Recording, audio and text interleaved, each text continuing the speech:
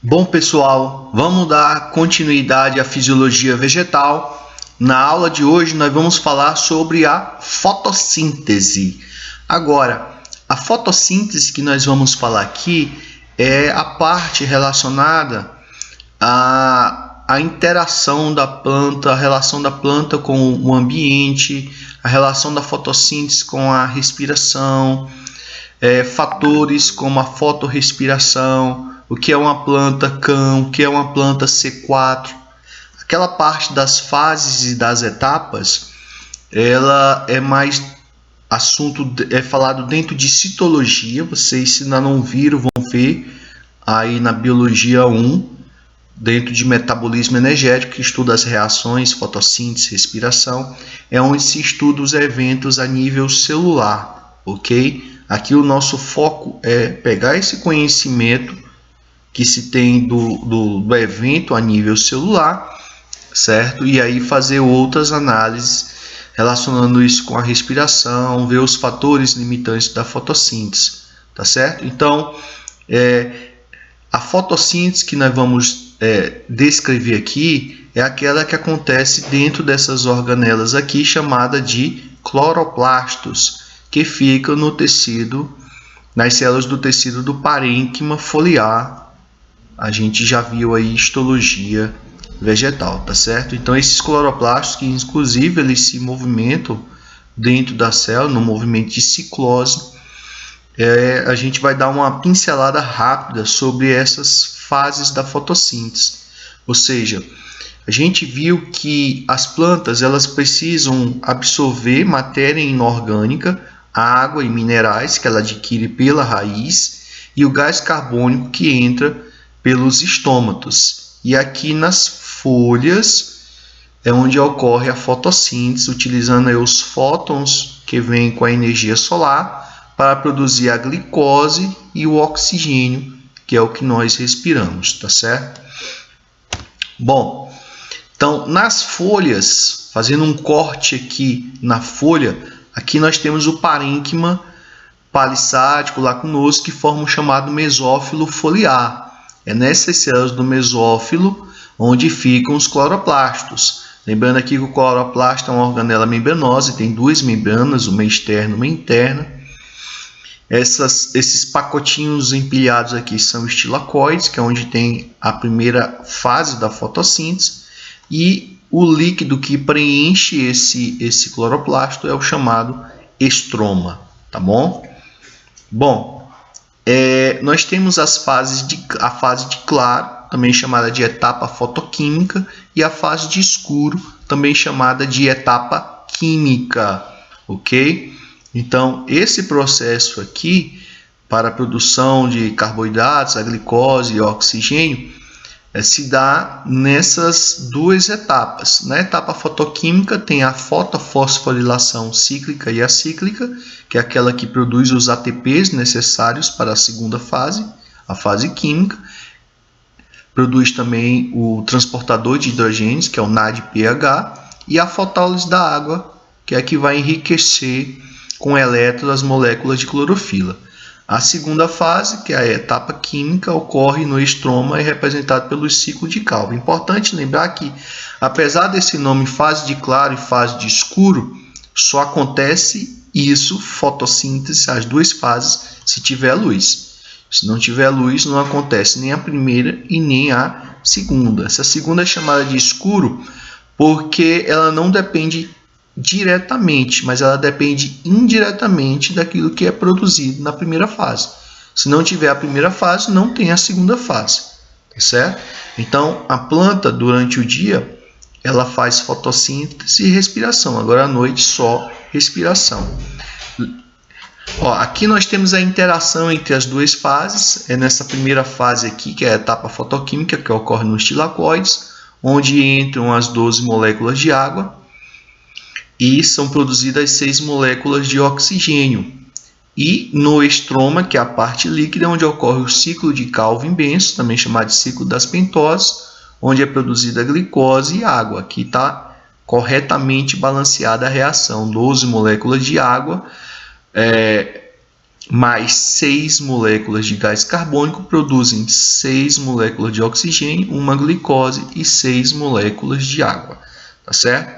Lembrando que essa fase aqui ela é abastecida pelo ATP e pelos NADPH, que são os transportadores que trazem 12 hidrogênios para essa outra etapa. Por isso que essa aqui só acontece se tiver esses produtos aqui da primeira etapa. O oxigênio aqui é apenas um resíduo, tá certo? Bom, a etapa fotoquímica, como eu falei para vocês, você tem aqui, ela acontece na membrana do estilacoide, tá aqui o mosaico fluido, aqui é onde estão os fotossistemas, aqui o 1 e o 2, é onde está a clorofila, tem dois tipos de clorofila. E aqui esses fotossistemas que captam a energia solar. Essa energia ela faz com que os elétrons da clorofila comecem a saltar para uma série de transportadores. O salto desses elétrons libera energia que armazena, vai ser utilizada pela essa bombazinha de prótons H+, que vai ficar jogando para dentro do espaço intermembrana hidrogênios por transporte ativo. Essa região intermembrana dos tilacoides é rica em H+. E aí, né, é o lúmen do tilacoide. É o lúmen do tilacoide, ele fica rico em H+, que sai por difusão através de uma enzima chamada de sintetase de ATP. Então, em outras palavras, é essa sintetase de ATP que produz o ATP, que fosforila o ADP. Então, essa entrada de H+, que permitiu o funcionamento da sintetase de ATP, dependeu aqui da energia solar. Essa etapa aqui é chamada de fotofosforilação. Fosforilar é produzir ATP, tá certo? Agora, esses elétrons que são perdidos pela clorofila, eles têm que ser reabastecidos, e aí entra a quebra da água, que é a fotólise da água. Tá certo? Bom, essa primeira etapa aqui, ela existe para produzir o ATP e para produzir o NADPH, que é o que vai alimentar a etapa química, que é mais importante para a gente na aula de hoje. Essa etapa química para o que nós vamos falar mais na frente, né? Sobre a fotorrespiração, sobre as plantas C4, tá certo? Essas plantas aqui, que só fazem um ciclo de Calvin, que é a extrema maioria delas, elas são chamadas de plantas C3. Por quê? Porque elas fazem apenas o ciclo de Calvin. Por que elas são chamadas de plantas C3? Porque o gás carbônico, quando ele entra no ciclo, reage com RuBP, ele produz um composto com 3 carbonos, que é o PGA, que é o ácido fosfoglicérico.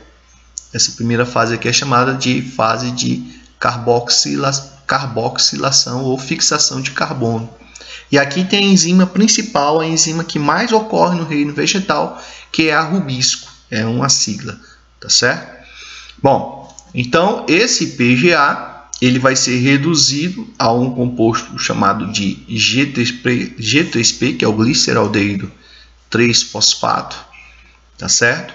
E esse gliceraldeído 3-fosfato vai ser regenerado e formar novamente o RuBP, que é a ribulose bifosfato. Só que nesse ciclo aqui sai uma molécula de G3P, que tem 3 carbonos, por isso que são necessários 2 giros nesse ciclo, para que se tenha carbono suficiente para produzir a glicose. Então, esse é o ciclo que se produz a glicose, tá certo?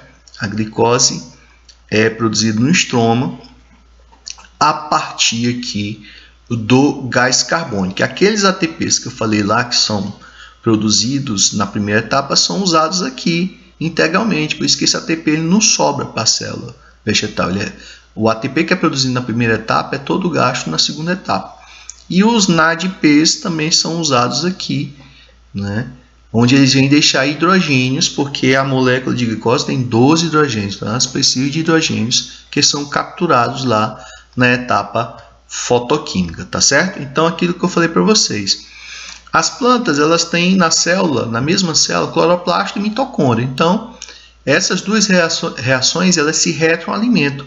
A fotossíntese produz glicose e oxigênio, que é consumido na mitocôndria pela respiração celular para produzir ATP e como saldo tem gás carbônico e água, que é usado pelo cloroplasto. Então, você tem aí um perfeito equilíbrio entre a fotossíntese e a respiração. O que uma produz, a outra consome. É o que nós chamamos de reações acopladas, tá certo? Isso é importante, essa relação de fotossíntese com respiração, para você entender o que é o ponto de compensação fótico que nós vamos falar agora, tá bom? Então, a luz é extremamente importante. Só tem fotossíntese, como eu falei para vocês, se tiver luz. Então, a luz é um fator limitante da fotossíntese, tá certo?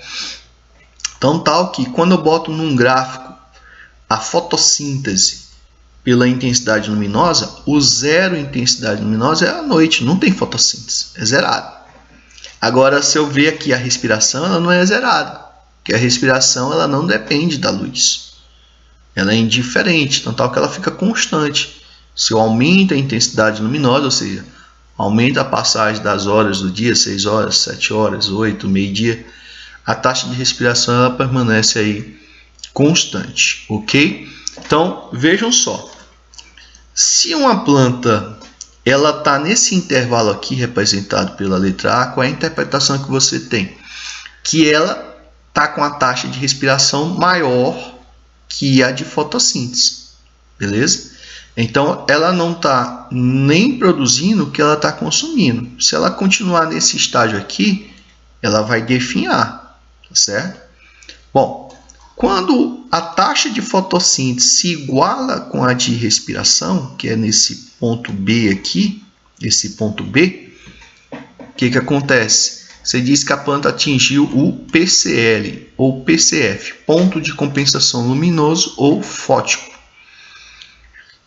Isso quer dizer que a planta está produzindo tudo aquilo que ela está consumindo, integralmente, não está sobrando nada.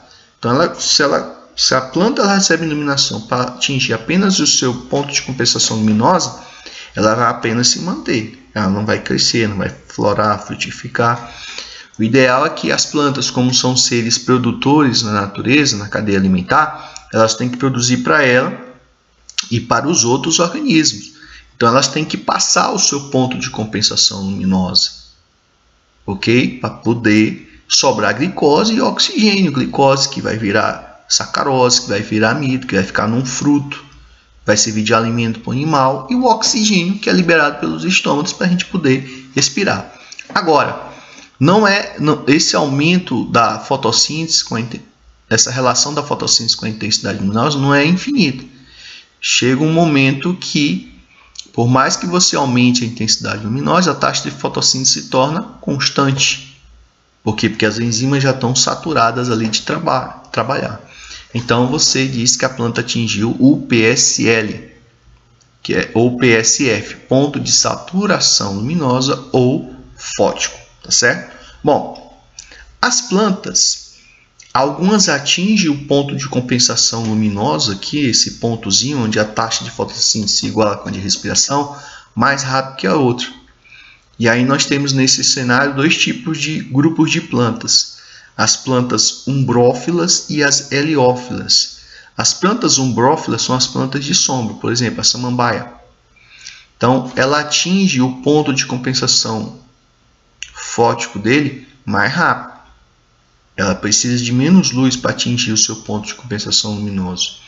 Enquanto a planta heliófila, por exemplo, a planta de cerrado, de caatinga, ela tem um ponto de compensação mais alto. Ou seja, ela precisa de mais intensidade luminosa para poder atingir. Então, isso é importante você poder saber fazer essa comparação, tá certo? Ter essa habilidade, que isso às vezes aparece nas questões, para você identificar quem seria uma planta umbrófila, uma planta de sombra ou de sol. Só lembrar que a de sombra ela atinge o ponto de compensação mais rápido e numa intensidade de luz menor do que comparado com a planta heliófila, que é uma planta de sol. Por que a planta de sol demora mais? Porque, como é uma planta de sol, ela tem muitos tecidos protetores na folha. Então, é preciso uma intensidade de luz maior para que possa atingir integralmente todas as células do mesófilo foliar para que ela atinja o seu ponto de compensação. Bom, nós temos também como fator limitante a temperatura. Temperaturas baixas diminuem a taxa de fotossíntese.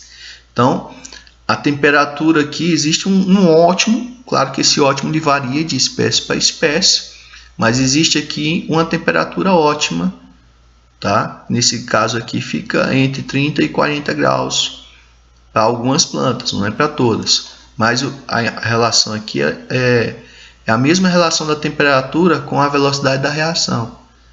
Aumenta, a fotossíntese é uma reação, chega num valor ótimo e depois decai, podendo chegar a zero. E aí a explicação é por causa da desnaturação enzimática. O gás carbônico também, como é um reagente da fotossíntese, a curva é a mesma da enzima e concentração do substrato, ou seja, fotossíntese e concentração de gás carbônico. Então você vê que quanto mais gás carbônico, mais fotossíntese, mais glicose, porque para produzir glicose, vocês viram que no ciclo de Calvin precisa do carbono do gás carbônico.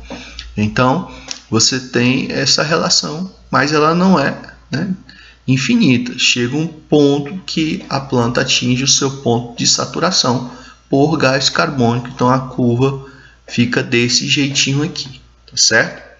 Bom, lembrando que 0,2 é muito maior do que se encontra na atmosfera, onde a concentração de gás carbônico normal na atmosfera é de 0,04, tá certo?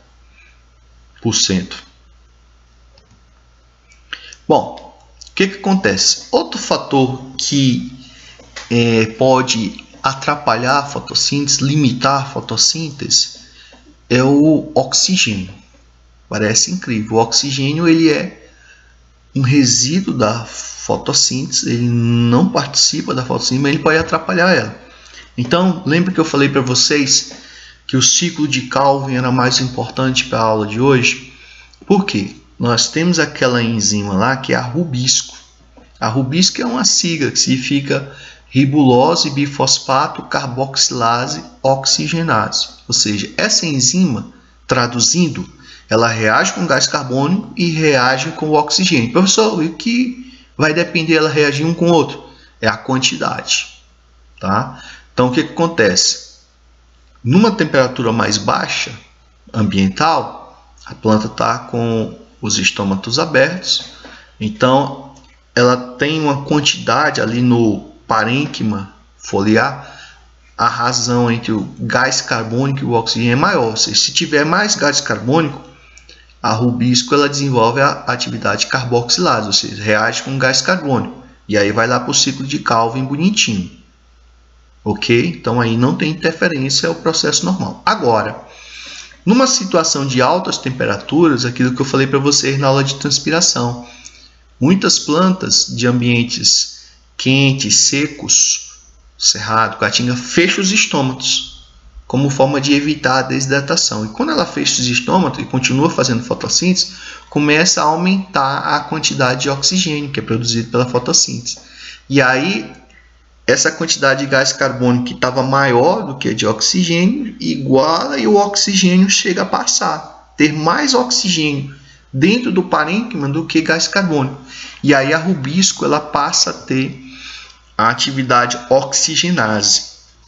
E aí é o problema, porque ela vai desviar o ciclo de Calvin por um processo chamado de fotorrespiração. Como é isso, professor? Veja só. Olha só, o RuBP, que é o primeiro composto do ciclo de Calvin, tem 5 carbonos. Quando entra um gás carbônico, ou seja, que tem 5 carbonos mais um 6, ele se quebra em 2 PGA, que é o ácido fosfoglicérico, tem 3 carbonos. E aí o ciclo de Calvin continua para produzir lá a glicose. Agora, se ao invés do RuBP reagir com o oxigênio, aqui não tem carbono. Então esse RuBP ele vai quebrar. Quando ele quebra, ele vai formar o PGA, que tem 3 carbonos, e o fosfoglicolato, que tem 2 carbonos. Esse fosfoglicolato não continua no ciclo de Calvin. Ele é desviado por um outro ciclo de reações, que é o que nós chamamos de fotorrespiração. Está bem aqui a mesma coisa. O ribulose bifosfato é quebrado em fósforo glicolado se a enzima reagir com o oxigênio e produzir o fósforo glicerato. Esse fósforo glicerado está levando 2 carbonos que era para estar aqui no ciclo de Calvin. Ou seja, você está desviando carbono, que é ouro para a planta, para produzir a glicose dela, para uma sequência de reações que inicia ainda no próprio estroma do cloroplasto. Normalmente nos vegetais essas organelas estão uma do ladinho da outra, que é o cloroplasto, o peroxissoma e a mitocôndria. E aí esse composto lá ele passa para o peroxissoma e ele vai sofrendo transformações até chegar na mitocôndria. O que acontece? Qual é o problema aqui? Que esse composto aqui, todos esses compostos aqui têm o mesmo 2 carbonos do fósforo glicolado. Aí quando chega aqui, nessa passagem desse aminoácido glicina para a serina, há perda de gás carbônico. A serina ela tem 3 carbonos, só que para produzir a serina precisa de 2 glicinas. Tá certo? Cada glicina tem 2 carbonos, então você tem 4 carbonos aqui para formar um composto que tem 3, então o CO2 é perdido. Ou seja, essa perda de CO2 aqui é ruim. Isso vai, segundo cálculos, reduzir a produção de biomassa até 50% na planta que faz fotorrespiração, a planta C3, em um ambiente, um ambiente quente, seco, quando ela fecha os estômatos, vai diminuir a produção de biomassa dela em até 50%. Esse composto aqui ele vai voltar, a serina, mitocôndria, aí vai se transformando em peroxissoma e retorna para o ciclo de Calvin. Só que nesse retorno aqui, esse caminho que ele fez todinho, ocorreu perda de carbono e ocorreu gasto de ATP. Beleza? Então, é uma sequência de eventos que termina trazendo mais prejuízos do que benefícios. Professor, mas por que tem a fotorrespiração? Então, do ponto de vista de redução de biomassa, é um prejuízo. Mas do ponto de vista do oxigênio, por que a planta desvia o oxigênio para essa sequência? Para não ficar esse oxigênio livre.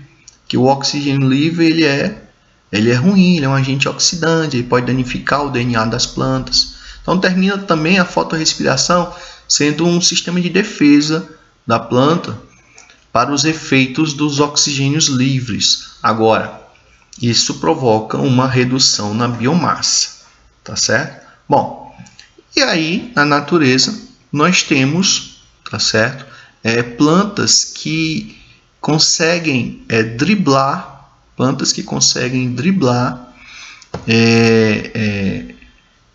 essa fotorrespiração. Nós temos as plantas C4 e as plantas CAM. Então, as plantas C4, por exemplo, muitas gramíneas, família Poaceae. A família Poaceae é de plantas C4. Por exemplo, a cana-de-açúcar. Elas fazem parte dessas plantas C4. Elas têm uma vantagem em relação às plantas C3. Elas conseguem burlar a fotorrespiração. Como é que é isso, professor? Como é que elas conseguem burlar? O que acontece?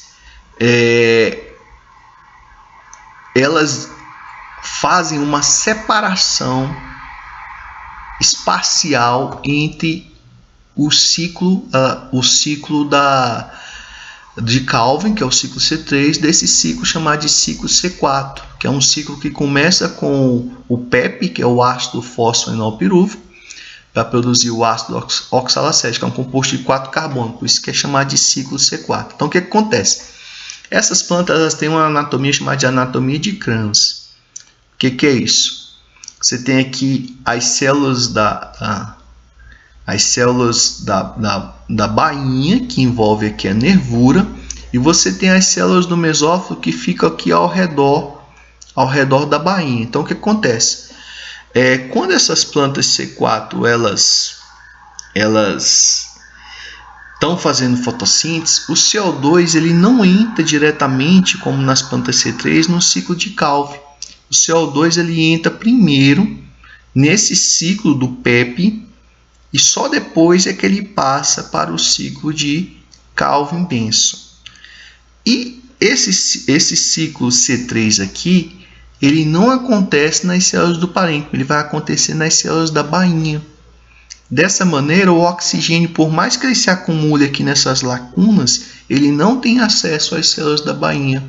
Então, essas plantas elas protegem o seu ciclo de Calvin, né? Seria mais ou menos assim, tá?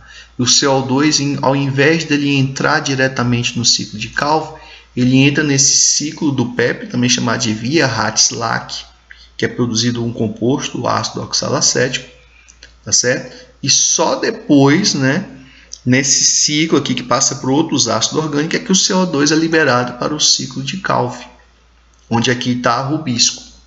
E essa enzima aqui que inicia o ciclo do PEP, que é a PEP carboxilase, ela não reage com o oxigênio, ela só reage com o gás carbônico. Então, por mais que ela feche os estômagos e aqui comece a armazenar gás carbônico, o milho também é uma planta C4. Como o oxigênio fica aqui no parênquima, ele não tem acesso à bainha, então a rubisco dele está protegido. E aí elas, né, novamente aqui, explicando essa proteção que elas fazem. Como é essa proteção? É que o ciclo delas, o ciclo aqui de Calvin, ele acontece nessas células da bainha da nervura e não nas células do mesófilo. O que acontece nas células do mesófilo é esse ciclo do PEP. E essa enzima aqui, ela só tem atividade carboxilase. Ela não tem atividade oxigenase, beleza? E as outras plantas que conseguem burlar esse processo da fotorrespiração são as plantas CAM. Esse termo vem de metabolismo ácido das crassuláceas, que é essa família vegetal, né, de plantas aí adaptadas a ambientes áridos e semiáridos, tá certo? É uma família vegetal, família crassulácea. Onde inicialmente, só que depois outras plantas foram descobertas também esse metabolismo CAM, ou também pode ser chamado em português de metabolismo MAC. Aqui há uma separação entre os ciclos temporal, enquanto na outra é espacial, acontece o ciclo C4 numa célula e o C3 no outro, aqui não. Um ciclo acontece de dia e o outro ciclo acontece de noite, tá certo? Então, veja só o que acontece aqui. Quando o gás carbônico ele entra na célula, ele vai ser absorvido dessas plantas. O que elas fazem? Elas abrem os estômatos à noite. Durante o dia, elas ficam com os estômatos fechados. Então, como é que entra o gás carbônico? Ele entra na noite anterior. Então, esse gás carbônico, tá certo? Ele entra, né? E aí ele vai entrar num ciclo de transformações, que é o ciclo que inicia também com o PEP, só que esse ciclo ele vai parar aqui nesse ácido málico que fica aqui no vacúolo da célula vegetal.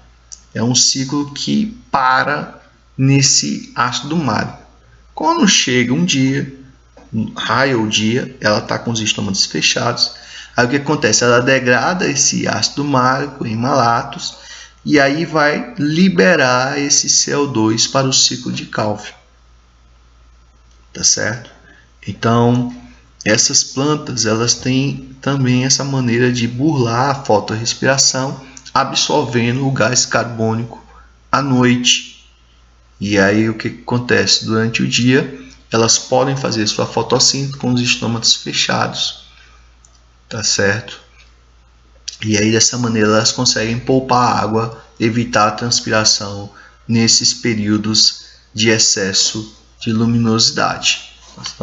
Então aqui você tem um resumo aí das plantas C3. As plantas C3 elas absorvem o gás carbônico diretamente no ciclo de Calvin. As plantas C4 e as plantas CAM, esse gás carbônico ele entra primeiro num ciclo do PEP, o ciclo C4. Só que aqui nas plantas C4 você tem um ciclo C4 que acontece numa célula e o ciclo C3 que acontece na outra célula. E nas plantas CAM você tem o ciclo C4 que acontece de noite e o ciclo C3 que acontece de dia, tá bom? Então, a fotorrespiração, ela, pelo fato de produzir aquele composto lá que é o fosfoglicolato, que tem 2 carbonos, aquele ciclo da fotorrespiração também é chamado de ciclo C2, C2, C3, C4, tá certo? São algumas terminologias aí que aparecem. Bom, então, as plantas C3, quando elas sofrem fotorrespiração, elas terminam tendo que gastar aí 3 ATPs naquela sequência de reações e gastam aí um volume alto de água. As plantas C4 e as plantas CAN, elas terminam gastando, por falta de ter um segundo ciclo C4, gastando mais ATPs do que as C3, mas elas conseguem economizar água, muito mais ainda as plantas CAN, que conseguem fazer fotossíntese com os seus estômatos fechados, tá certo, pessoal? Então, ele diz que essa diferença aqui de 2 ATP é porque esse fosfenol piruvato, para ele ser regenerado, tem um custo de 2 ATPs aí na via C4, gastos a mais, tá certo? Então, pessoal, era isso que a gente tinha para falar na aula de hoje, tá? E na próxima aula a gente volta falando do controle vegetal. Um abraço e até a próxima.